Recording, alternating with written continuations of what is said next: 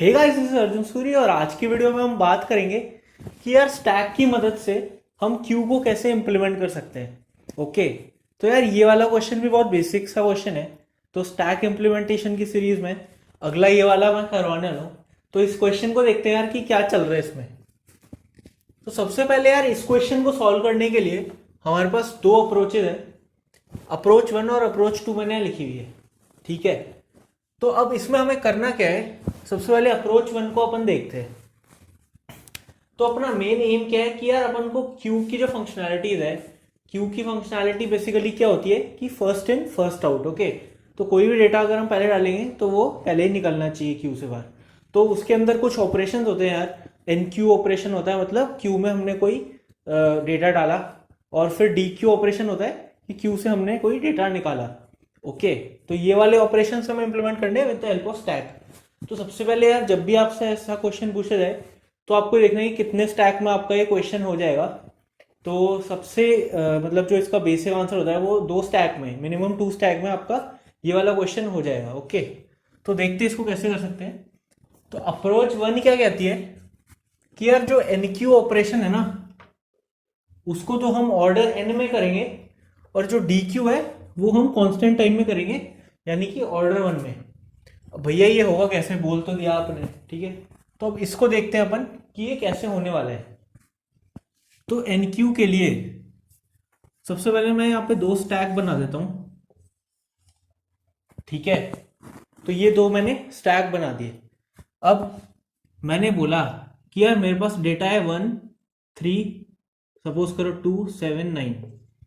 ठीक है, ये मेरे पास डेटा है, इसको मुझे क्यू में डालना है। तो ये मेरे पास 2 स्टैक है, ये मैं S2 से डिनोट कर लेता हूँ, ये मैं S1 से डिनोट कर लेता हूँ। ओके, तो अब देखो अप्रोच वन अपन फॉलो करते हैं और देखते हैं कि क्या कॉम्प्लेक्सिटी बन रही है। फिर अपन अप्रोच टू फॉलो करेंगे, क्या कॉम्प्लेक्सिटी बन रही है, और जो भी हमारी अच्छी सही सी कॉम्प्लेक्सिटी बन रही होगी, मतलब जिसमें भी हम मिनिमम टाइम में ये क्वेश्चन सॉल्व कर पा रहे होंगे, मैं उसका आपको कोड लिख के बताऊंगा। तो आप खुद ही सोचना है यार किसमें अपना सबसे कम से कम टाइम लग रहा है। ओके, तो सबसे पहले अपने पास डेटा आएगा 1। अब ये जो 1 डेटा आया, इसको मैंने क्या किया, एन क्यू कर दूंगा यहाँ पे, मतलब मैंने स्टैक में डलवा दिया अभी डेटा। अब अगला डेटा आएगा 3। ठीक है, तो अब मैंने क्या बोला कि यार एन क्यू जो है वो ऑर्डर एन में होने वाला है। तो क्यू में क्या होगा, जैसे सपोज करो ये क्यू है, सबसे पहले 1 आ गया, उसके बाद अगला 3 आ गया। ठीक है, यहां से डेटा आ रहा है, यहां से निकल रहा है। तो अब 1 पहले आया और उसके बाद 3 आया। तो अब जब मैं डी क्यू ऑपरेशन करूंगा, डी क्यू मतलब क्यू से निकालूंगा, तो 1 निकलना चाहिए, राइट।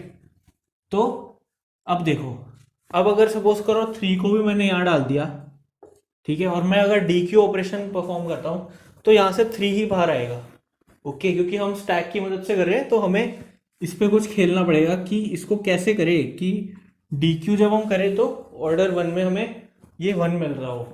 ठीक है, तो इसको देखते हैं हम। तो जब सबसे पहले स्टैक 1 खाली था, तब तो हमने 1 डाल दिया। अब अगला आया 3।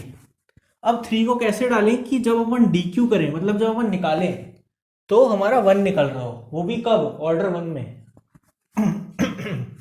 ठीक है, तो इस केस में हम क्या करेंगे, जैसे ही अपना 3 यहाँ पे आएगा ना हमारे पास, हम जो स्टैक 1 है उसका डेटा निकाल करके स्टैक 2 में डाल देंगे। तो मैंने बोला कि ये 1 निकाल के यहाँ डाल दो। ठीक है, ये स्टैक हो गया एम्प्टी, 3 को यहाँ डाल दो, और फिर ये पूरा डेटा निकाल के वापस यहाँ डाल दो, मतलब ये ऐसे हो जाएगा। समझ में आ रही है ये बात? ठीक है, तो अब देखो, अब इस केस में क्या होगा, सपोज करो 2 आया दोबारा। ठीक है, 2 आया दोबारा।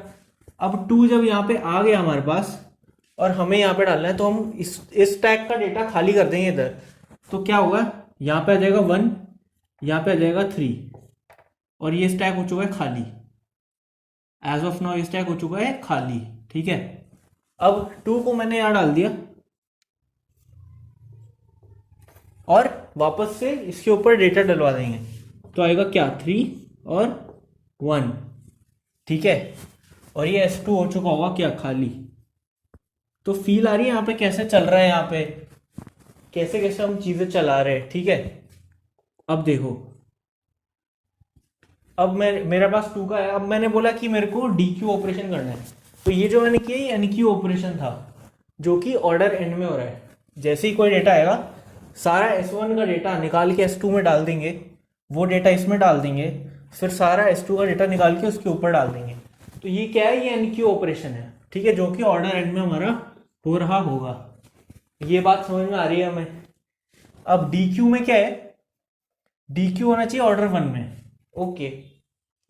तो अभी तक क्या था, 1 3 2 आ चुका है। अब डी क्यू में कुछ नहीं करना हमें, सिंपल जो S1 है इसमें से पॉप करा देंगे। तो 1 को अगर मैं पॉप करा दूं डी क्यू में तो अपनी बात बन जाएगी, यहां से 1 चला गया, ठीक है। तो वही हमें चाहिए था, जो भी सबसे ऊपर डेटा पड़ा है वो सबसे पहले गया था क्यू में, वो हम निकाल लेंगे। तो इसमें तो नॉर्मल पॉप अगर हम करा देंगे तो हमारा काम हो जाएगा, ठीक है। अब देखो, अब ये मैंने पॉप करा दिया यहां से। अब यहां से 7 आया, अब 7 आया तो 7 यहां जब आएगा तो 3 और 2 यहां डालेंगे हम, 7 यहां डालेंगे और 2 और 3 वापस उसके ऊपर डालेंगे। तो ये क्या हो जाएगा, 7 यहां पे 2 यहां पे 3, ठीक है। अब यहां से मेरे को अगर डी क्यू करवाना होगा तो कुछ नहीं, बस यहां से मैं पॉप करवा दूंगा और ये 3 हट जाएगा तो अपना डी क्यू हो जाएगा। तो इस केस में जो अपन देख रहे हैं तो इसकी कॉम्प्लेक्सिटी क्या बन रही है, सबसे पहले डी क्यू तो अपना ऑर्डर 1 में हो ही रहा है, ये तो बात हमें समझ में आ रही है। अब एन क्यू को अगर आप देखो तो एन क्यू में क्या क्या चीजें हो रही है, सबसे पहले तो सारा का सारा डेटा S1 से उठा करके हम यहाँ डालेंगे, फिर उसके बाद अगला डेटा यहाँ डालेंगे नीचे, फिर वापस से सारा का सारा डेटा उठा करके उसके ऊपर डालेंगे, ठीक है। तो बेसिकली हमें 2 बार वो डेटा ट्रैवर्स करना पड़ रहा है, राइट। ऑल्दो ये ऑर्डर एन है बट 2 बार हमें वो डेटा मैनिपुलेट करना पड़ रहा है। तो इसी चीज को टैकल करने के लिए अपने पास एक दूसरी अप्रोच है, अप्रोच 2। इसमें देखते क्या करते हैं, इसमें क्या करेंगे, एन क्यू जो है वो रखेंगे ऑर्डर 1 पे और dequeue operation order N पे होने वाला है। तो इसको देखते हैं कैसे कर सकते हैं। तो इसमें भी हमारे पास 2 स्टैक तो रहने वाले हैं ही, ठीक है।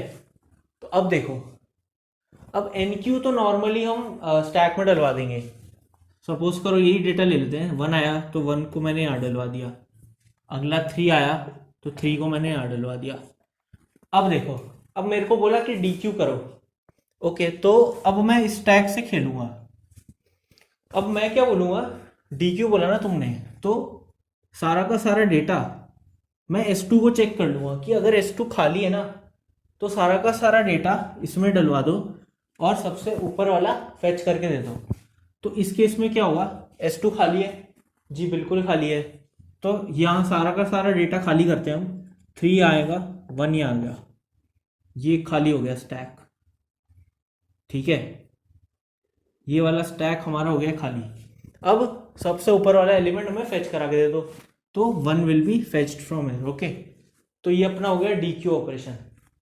अब देखो, अब अगला आया 2 को बोला एन क्यू कर दो, तो एन क्यू मैंने यहाँ कर दिया, कोई दिक्कत नहीं है, ठीक है।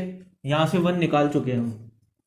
अब मैंने फिर से बोला कि यार डी क्यू करके दो, तो अब डी क्यू करके दोगे तो अब देखो यहाँ पे इसका मैजिक है वो ये है कि अब अपन को फिर से नहीं डालना, फिर से नहीं निकालना है यहाँ से डेटा। डी क्यू बोला है तो स्टैक खाली नहीं है ना, नहीं है, तो सबसे ऊपर वाला निकाल करके दे दो, तो 3 यहाँ से उठा करके दे दो, तो ये अपना हो जाएगा डी क्यू ऑपरेशन। अब इसके बाद अपना आया, जैसे सपोज करो 7 आया तो 7 को यहाँ डलवा दिया। अब मेरे को फिर से बोला डी क्यू करके दो, तो ये स्टैक खाली है ना, तो अब जब खाली होगा तभी मैं सारा का सारा डेटा यहाँ डलवा रहा हूँ। तो अब ये स्टैक खाली है, ओके। तो इस स्टैक में क्या होगा, 2 7 और 7 में निकाल करके दे दूंगा, यहाँ से ये हट चुके होंगे, तो 7 भी यहाँ से डी क्यू हो चुका है, ओके। अब इसके बाद क्या है, अब उसने बोला कि यार मेरे को फिर से डी क्यू करके दो। तो अभी तो यहाँ पे 2 है, तो मैं नॉर्मली 2 फेच करके दे दूंगा, तो 2 भी गया। अब उसने बोला फिर से डी क्यू करके दो, तो अब ये भी खाली है, ये भी खाली है। तो जब दोनों खाली हैं तो डी क्यू ऑपरेशन वैलिड नहीं होगा, ठीक है, क्योंकि क्यू में कुछ है ही नहीं, क्यू खाली है। तो इस केस में अपन कोई भी मैसेज प्रिंट करा सकते हैं कि यार क्यू इज एम्प्टी या कुछ भी ऐसा, और वहीं से रिटर्न करवा दो। अब सपोज करो 9 आया, 9 को मैंने इसमें डलवा दिया, 9 को मैंने इसमें डलवा दिया। अब बोला कि वापस से डी क्यू कर दो, तो ये तो खाली है, 9 को यहाँ डलवाएंगे, 9 को यहाँ डलवाएंगे और सबसे ऊपर वाला फैच करके दे देंगे, ठीक है। तो यहाँ पे 9 आएगा और यहाँ से हम फेच करके दे देंगे, ठीक है। तो ये है हमारी अप्रोच 2।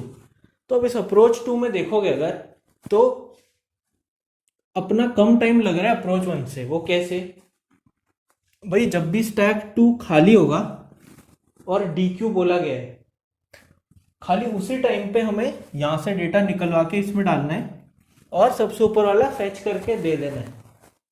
अदरवाइज कुछ नहीं करना, स्टैक 2 से पॉप करवा के दे देना है, ठीक है। तो ये समझ रहे हो आप कि इस ये वाली अप्रोच इससे कैसे बेटर है। ओके, तो अभी मैंने लिखा है कि यार ये ऑर्डर एन तो है, बट ये वर्स्ट केस में होगी।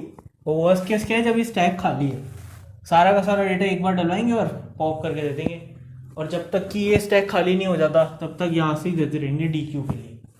ओके, तो फील आ रही है इस वाली अप्रोच और इस वाली अप्रोच में डिफरेंस क्या है। तो हमें ये वाली अप्रोच सही लग रही है, तो इस वाली अप्रोच को कोड करके देखते हैं कि चल क्या रहा है इसमें। तो यार कोड में कुछ नहीं करेंगे हम, एक सिंपल सा मतलब स्ट्रक्चर बना देंगे हम, उसके अंदर सारे मेथड्स डिफाइन कर देंगे और फिर हम नॉर्मली उसका इंस्टेंस बना के सारे ऑपरेशंस करते रहेंगे।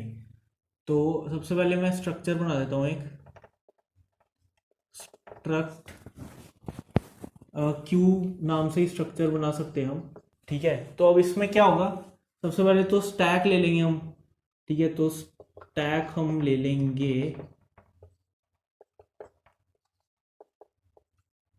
S1, S2 ले लो, सबसे बेसिक नाम रख देते हैं। उसके बाद क्या होगा, सबसे पहले हम करेंगे यार, हमें दो फंक्शन चाहिए, ठीक है, एक एन क्यू एक डी क्यू। तो एन क्यू वाला फंक्शन के लिए हमें रिटर्न टाइप क्या चाहिए, कुछ नहीं चाहिए, रिटर्न टाइप हमें एन क्यू में चाहिए रहेगा। ओके, देखते हैं, एन क्यू मतलब क्यू में डलवा रहे हैं हम, तो हमें कुछ नहीं चाहिए, तो वॉइड एन क्यू अगर हम कर दें, ठीक है, उसके अंदर इंट एक्स। अब एन क्यू फंक्शन क्या करने वाला है, इसके अंदर जैसे ही एक्स पास होएगा तो वो स्टैक में मतलब डलवा देंगे हम।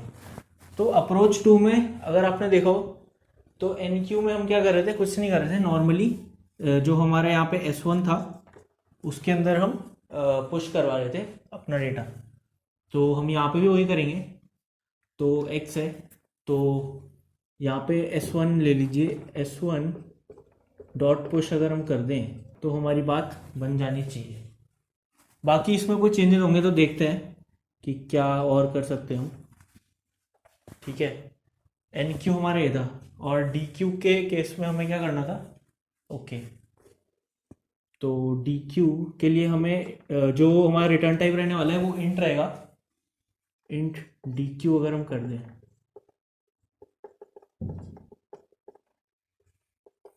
इंट एक्स,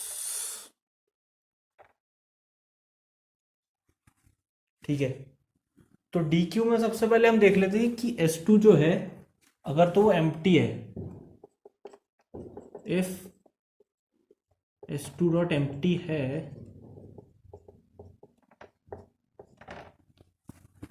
अगर एम्प्टी है तो क्या करना है हमें, सारा का सारा डेटा यहां से यहां डलवाना है और सबसे ऊपर वाला फेच करवा देना है। ओके,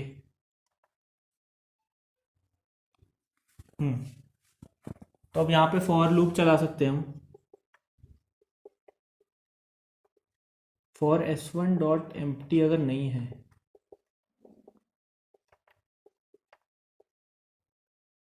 तो क्या करो,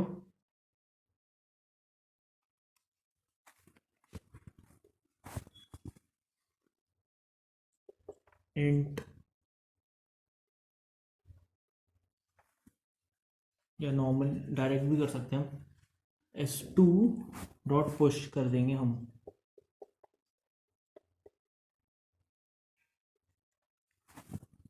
s1 dot top.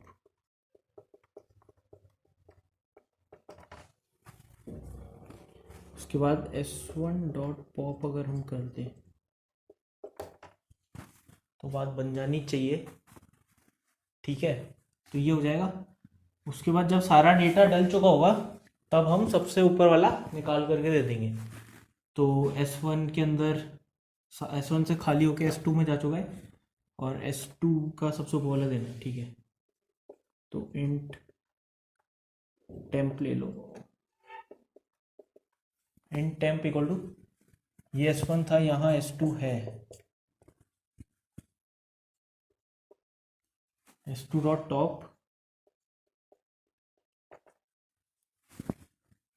S2 dot pop कर दो और रिटर्न करवा देंगे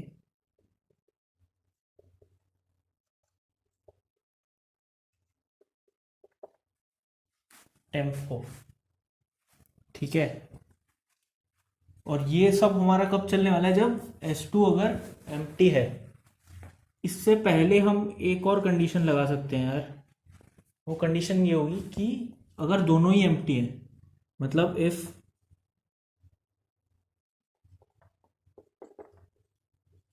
S1 dot empty and S2 dot empty,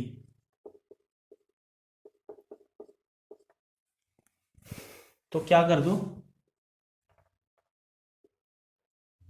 तो नॉर्मली प्रिंट करवा देते हैं हम यार,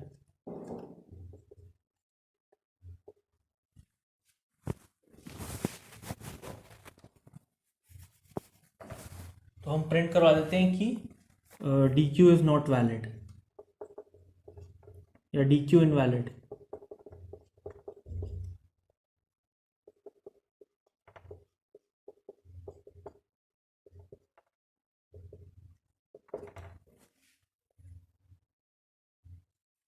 ठीक है, डी क्यू इनवैलिड हो गया हमारा। और यहाँ से हम करवा सकते हैं, यहाँ से हम रिटर्न करवा दें या एग्जिट 0 कर लेंगे तो भी बात बन जाएगी, ठीक है। तो ये हमारा स्टैक हो गया, ये हमारा एन क्यू हो गया और ये हमारा डी क्यू फंक्शन हो गया।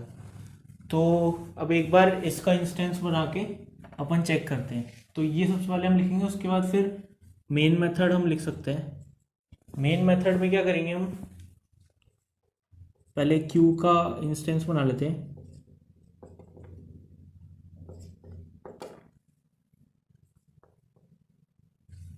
क्यू डॉट एन क्यू, कुछ भी हम कर सकते हैं टेस्टिंग के लिए। डी क्यू में यहाँ पे ये नहीं आएगा,